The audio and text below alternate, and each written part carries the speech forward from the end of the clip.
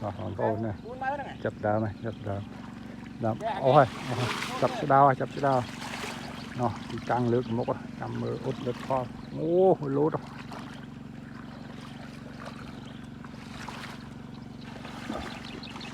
lọt là ô à lúa khéo trâu ô lúa khéo trâu bên lọp ô rồi mà ô đó là ôi trời